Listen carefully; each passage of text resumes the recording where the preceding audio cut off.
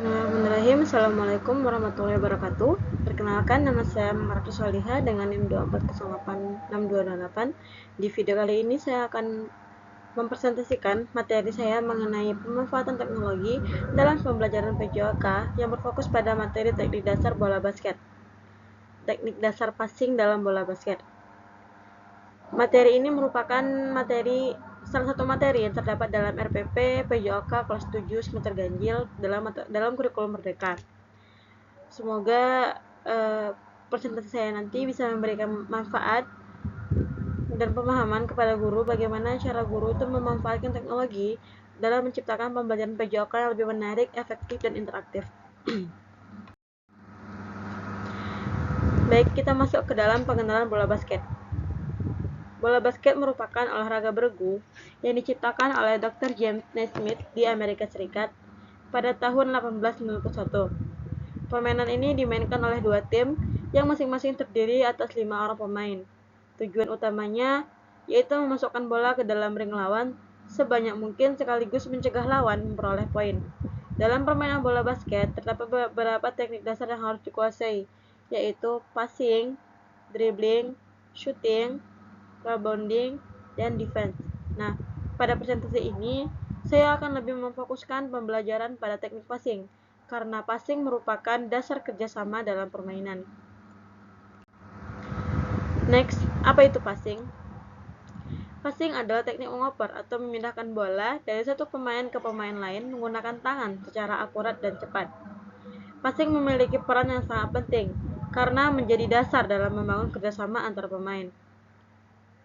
Yang pertama yaitu membangun serangan, di mana passing dapat dengan cepat membuka celah pertahanan lawan dan juga menciptakan peluang shooting.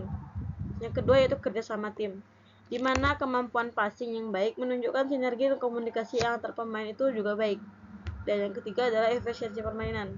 Operan akan menjadi lebih cepat dari dribble yang mempercepat gerakan. Dengan kemampuan passing yang baik, sebuah tim dapat membangun serangan dengan lebih efektif, menjaga penguasaan bola, serta menciptakan peluang mencetak angka. Oleh karena itu, passing menjadi salah satu teknik dasar yang harus dikuasai oleh setiap pemain bola basket. Oke, passing juga terbagi menjadi beberapa bagian. Yang pertama adalah chest pass. Chest pass adalah operan bola yang bisa dilakukan dari dada. Biasanya menggunakan kedua tangan dari depan dada menuju dada penerima bola.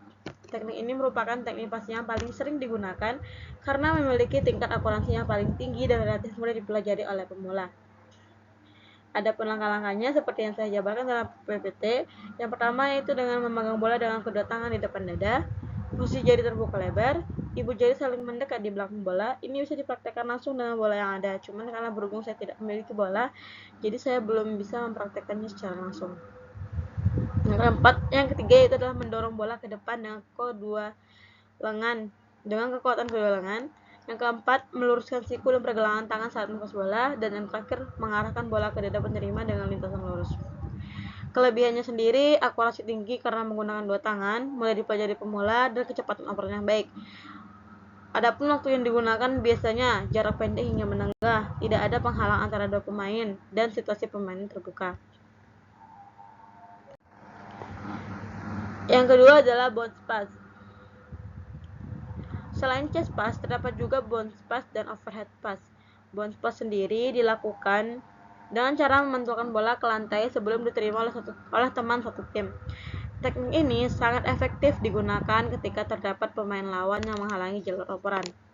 Cara melakukannya seperti yang saya sampaikan dalam PPT. Yang pertama itu memegang bola seperti chest pass, mengarahkan bola ke lantai, pantulkan pada titik 2-3 jarak ke penerima. Bola naik setinggi pinggang penerima, pantulkan dengan kuat dan beri backspin. Kegunaannya sendiri yaitu melewati penjagaan ketat pengiriman ke post player atau pivot. Selain bounce pass, itu juga ada overhead pass, di mana ia melakukan operan bola dari atas kepala. Teknik ini digunakan untuk mengirim bola melewati lawan yang memiliki postur lebih pendek, atau saat melakukannya lemparan dari luar lapangan. Cara melakukannya sama seperti bounce pass dan chest pass.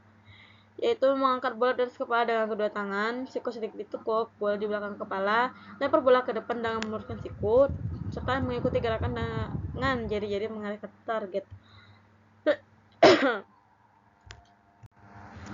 Selanjutnya adalah baseball pass dan no-look pass.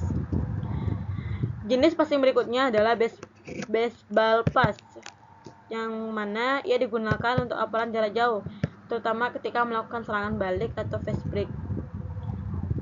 Cara melakukannya dengan memegang bola dengan satu tangan di samping bahu, posisi seperti hendak melempar bola baseball, putar badan dan lempar dengan penuh tenaga, cocok untuk operan jarak jauh.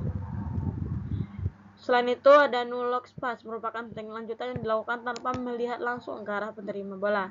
Teknik ini memerlukan latihan yang lebih intensif karena membutuhkan koordinasi, komunikasi, dan pemahaman yang baik antar pemain. Kesalahan-kesalahan umum yang sering terjadi pada saat passing. Yang pertama, tidak memperhatikan posisi penerima bola. Yang kedua, operan terlalu keras atau terlalu lemah. Yang ketiga, tidak menggunakan kedua tangan atau chest pass. Yang keempat, melempar bola tanpa melihat sasaran. Dan yang kelima, titipan atau bounce pass terlalu dekat ke pelempar. Adapun tips dalam meningkatkan kualitas passing, yang pertama, latihan rutin, operan keliling, komunikasi verbal dan non-verbal dengan rekan, fokus pada akurasi sebelum kecepatan, mempelajari posisi lawan sebelum mengoper, serta variasikan jenis passing sesuai situasi. Strategi pembelajaran passing. Sebagai seorang guru, kita harus memiliki strategi bagaimana cara pembelajaran passing ini bisa sampai kepada siswa kita dengan cara yang pertama adalah pendekatan progresif, di mana kita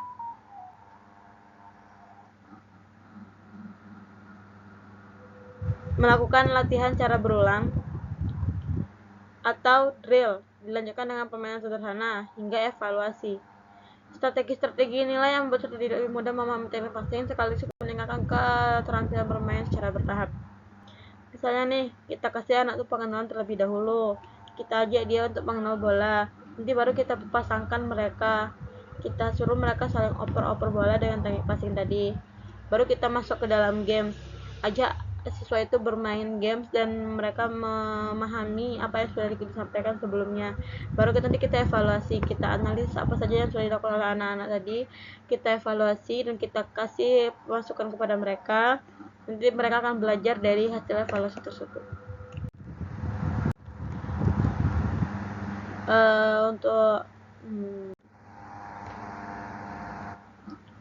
Untuk video pembelajarannya nanti akan di-sharekan lebih lanjut untuk link videonya.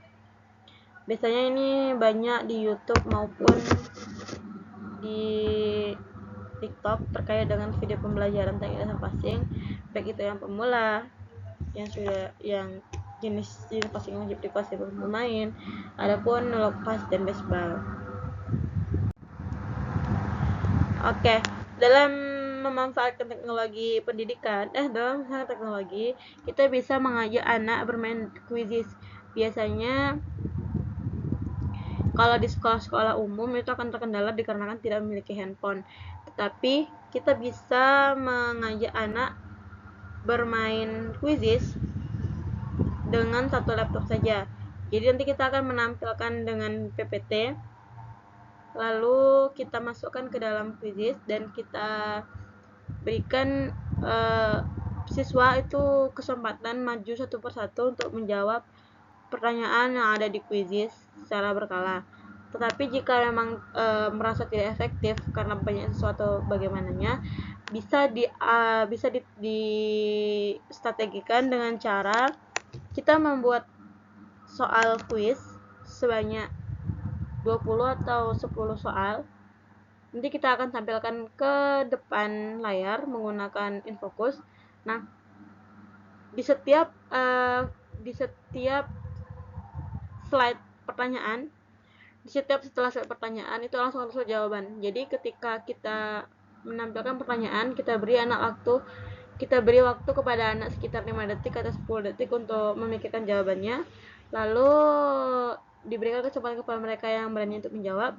Nanti kita kunci jawaban mereka dan kita pastikan jawaban itu benar atau tidaknya. Nah, itu bisa kita lakukan dalam pemanfaatan teknologi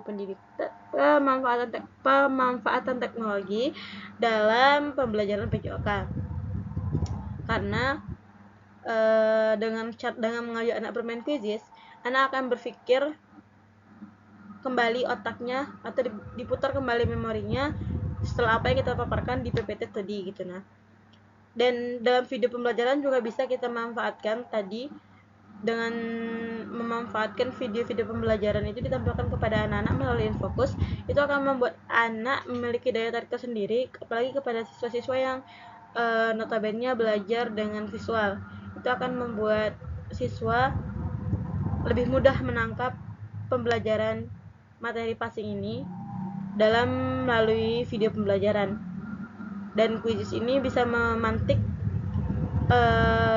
pikiran-pikiran mereka yang awalnya itu mungkin mereka tidak fokus kepada pembelajaran kita gitu. Nah, atau mungkin di awal juga kita bisa memberikan mereka tuh pernyataan bahwasanya tolong diperhatikan baik-baik karena nanti di akhir kita akan memiliki kuis dan kuisnya berhadiah.